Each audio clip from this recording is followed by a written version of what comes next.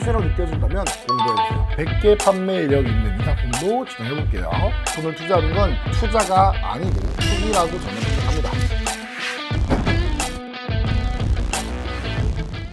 안녕하세요 여러분, 오늘은 제가 시작한 명품과 리스 한 달차 점검을 해볼까 합니다. 그리고 솔직한 후기도 말씀을 드릴 건데, 일단 가장 중요한 건 매출이죠. 저는 앞서 말씀드리지만 단 한 건의 가구매나 리뷰 작업, 그리고 매출을 뻥튀기 하기 위해 작업하지 않았음을 사전에 말씀드립니다. 그리고 이 영상은 그냥 제가 시작하고 있는 사업이 어떻고 고충은 뭔지, 지금 느끼는 감정은 어떤지에 대해 말씀드린 영상이기 때문에 참고만 해주시면 좋을 듯 합니다. 11월 20일부터 12월 20일까지의 매출을 보여드리겠습니다. 저는 스마트 스토어와 크림에서 판매를 진행하고 있고, 스마트 스토어 매출을 먼저 보시면 710만원 정도가 나와 있고요. 그리고 크림을 보시면 크림은 매출 내역이 안 나오고 주문 건수만 나오기 때문에 판매 건수는 52건이고, 진행 중인 내역도 이렇게 볼 수 있고 보관 판매 진행 중인 것도 볼 수 있습니다. 판매 건수 52건 중에는 제가 예전에 판매했던 품목들도 있으니 판매 건수는 조금 더 빠져야 합니다. 먼저 크림은 판매 절차 두 가지가 있습니다. 첫 번째, 물건을 크림에 보내놓고 판매하는 보관 판매 방식과,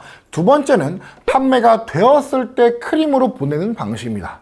보관 판매의 경우는 수요가 많은 상품들을 미리 크림에서 물건을 받아 사전에 검수 완료한 후에 정품 인증이 된 상품을 소비자가 주문하면 바로 배송하기 때문에 배송이 빠른 장점이 있고, 일반 판매보다는 더욱 비싼 값으로 판매가 가능합니다. 일반 판매는 입찰을 통한 판매이고, 고객에게 물건이 판매가 되었다면 크림에서 저희에게 물건을 크림으로 입고시켜달라는 연락이 옵니다. 그럼 우리는 크림으로 물건을 보냅니다. 크림에서 정품 체크를 한 뒤에 고객님께 배송되는 시스템으로 배송이 길어지는 아쉬운 점이 있습니다. 그렇기 때문에 당연히 보관 판매보다는 금액이 더 저렴하죠. 빨리 받고 싶어하는 분들은 돈을 조금 더 내더라도 빨리 받으시는 거고, 그게 아니면 7일 정도 기다려서 물건을 받는다고 보셔야 해요. 크림의 매출은 따로 기록되는 게 없어 엑셀 정산으로 보시면 알 수 있는데, 11월 20일부터 12월 20일까지의 매출이 1360만원이고 네이버 판매 금액 710만원을 제외하면 650만원 정도의 매출이 발생하였습니다. 크림의 수수료는 5.5%이고 네이버는 6% 정도입니다. 상품 판매 마진율은 15%입니다. 적게 마진율을 설정한 이유는 스마트 스토어 판매 활성화를 위해 마진을 낮게 시작하였습니다. 금액이 낮다면 유입량이 늘어나고 마켓이 활성화되기 더 빨라지기 때문이죠. 물건이 계속 한국으로 추가 입고가 되고 있는데, 입고가 되는 물건들은 마진율 세팅을 조금씩 더 올려서 판매 진행할 예정입니다. 중국 구매 대행을 했었기 때문에 사실 매출을 내려면 3개월 정도는 감안하고 가야겠다라는 생각을 했었는데요. 첫 달부터 이렇게 의미 있는 매출이 나와줘서 더 자신감이 붙고 상품 사입도 조금 더 과감하게 진행하고 있습니다. 상품 판매를 진행해보면서 한 달간 느낀 점과 아쉬운 점을 말씀드려볼게요. 첫 번째로, 명품 사업을 해보면서 느끼는 점은 시즌 오더를 해야 많은 물건들을 판매할 수 있겠다라는 갈증을 느끼게 됩니다. 이게 무슨 말이냐, 지금 23년이지만 벌써 24FW 시즌 오더를 진행하고 있어요.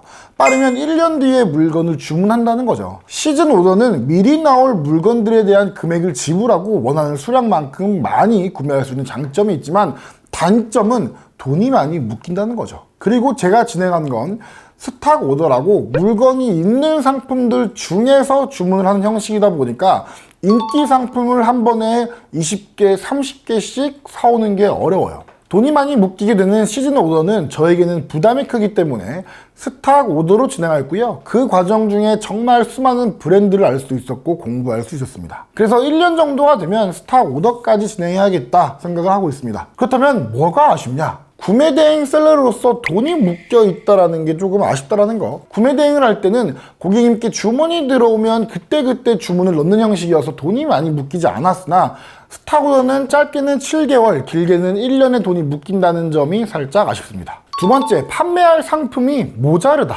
이게 무슨 말이냐면, 제가 1차 오더를 해서 물건이 오는데 10일 정도가 소요가 된 것 같아요. 그런데 이제 그 상품들 중에서도 터지는 게 있는 거죠. 상품을 업로드하고 5일 정도 만에 물건이 다 판매가 된 거예요.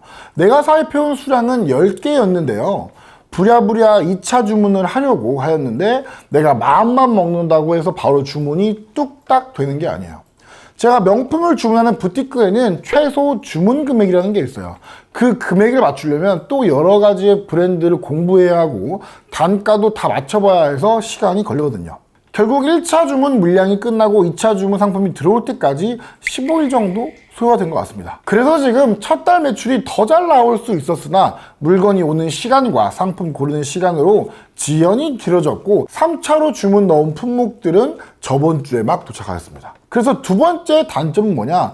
물건을 어느 정도 깔아놓고 시작해야 된다는 점입니다. 또한 잘 판매되는 상품이 바로 앞에서 보이더라도 잘 판매되는 물건들의 판매 흐름이 끊기지 않도록 바로 물건을 추가 사입해서 들여오는 게 쉽지 않다는 겁니다. 이 두 가지를 크게 느끼는 한 달이었고 장점은 뭐였냐? 첫 번째, 일단 소싱이 편하다. 중국 구매 대행에서는 상품 소싱을 할 때 뭐 이게 팔리겠지 안 팔리겠지 이걸 조사하면서 생각했다면 명품과 리셀은 이미 잘 판매되고 있는 것들 중에서 가격이 맞는지 안 맞는지만 보면서 소싱을 하면 되기 때문에 소싱이 편했고, 중국처럼 방대한 상품들을 다 소싱하는 게 아니고 브랜드 안에서만 소싱을 하는 거기 때문에 조금 더 작은 테두리 안에서 소싱하는 기분입니다. 다만 금액에 민감해야 하기 때문에 디테일하게 봐야 하긴 하는데 저는 집중하고 몰입하는 업무를 좋아하는 편이라 명품 소싱은 편하면서 큰 스트레스 없이 진행하고 있습니다. 또한 엑셀을 만들어둔 후부터는 금액만 나오면 내가 가져올 상품인지 아닌지를 판단할 수 있어서 더 빠르게 물건을 소싱할 수 있었습니다. 두 번째, 잘 판매되면 재밌다. 이미 잘 판매되는 브랜드만 진행하기 때문에 물건을 들여만 온다면 잘 판매되는 것 같아요. 그래서 업로드만 하면 바로바로 반응이 오기 때문에 중국 구매 대행과는 또 다른 매력이 있어서 좋고요. 중국 구매 대행을 처음 할 때 느꼈던 것처럼 이런 게 팔려? 이게 이 금액에 팔려? 하는 상품들이 많습니다. 예시로 좀 보여드리면 이런 머리핀도 잘 팔리고요.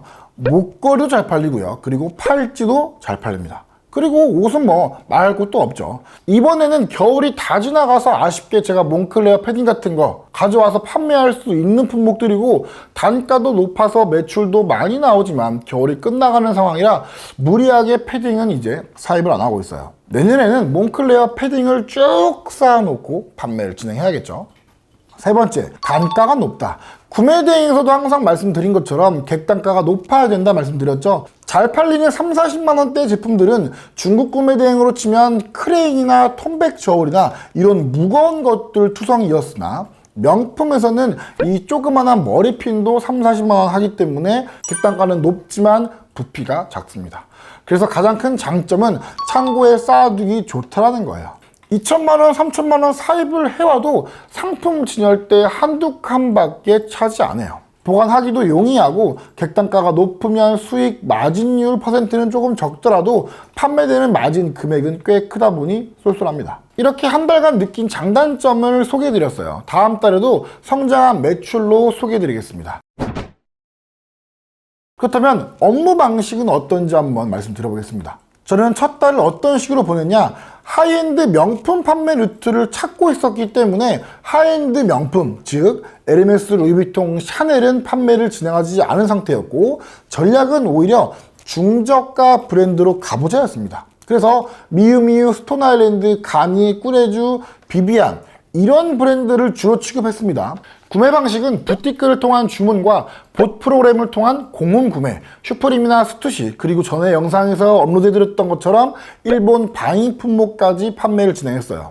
이렇게 쭉 진행을 하였고 앞으로 두 달 차에는 전략을 변경할 예정입니다. 봇 프로그램 이용은 이제 안 하기로 했어요. 왜냐? 시간이 밤 12시, 새벽 2시 이럴 때 봇을 돌려야 하기 때문에 시간의 제한이 많았고 봇 프로그램을 사용하여도 꾸준하게 물건을 주문하는 거에도 어려움이 있더라고요. 그래서 그 시간들을 더욱 효율적으로 사용하기 위하여 봇 프로그램 사용을 배제하고 이제는 유럽에서 바잉해 주시는 분들에게 하이엔드 명품 바잉을 진행할 예정입니다. 그래서 두 달 차에는 유럽 바잉 구매 대행과 부티크 오더를 중심으로 진행할 예정입니다. 이렇게 사업을 벌려놓으니 또 공부도 많이 하고 보는 시야도 날이 갈수록 넓어지고 있습니다. 일단 실행해서 해보고 결정하는 게 역시 제 스타일상 맞는 것 같아요. 종종 카페를 통해서 사입해서 판매할 수 있는 상품들도 소개해드릴 수 있도록 한번 노력해 보겠습니다. 리셀이나 명품에 관심이 있으신 분들은 나중에 카페기를 참고해 보시면서 한 발 한 발 나아가시면 좋을 듯 합니다. 그럼 2달 차 그리고 3달 차에도 명품과 리셀 관련 내용을 잘 찍어서 다음에는 실질적으로 어떤 식으로 일을 하는지 보여드리는 영상을 만들어서 찾아뵙도록 하겠습니다. 오늘도 영상을 시청해 주셔서 감사드리고 다음에는 더 좋은 영상으로 찾아뵙도록 하겠습니다. 감사합니다.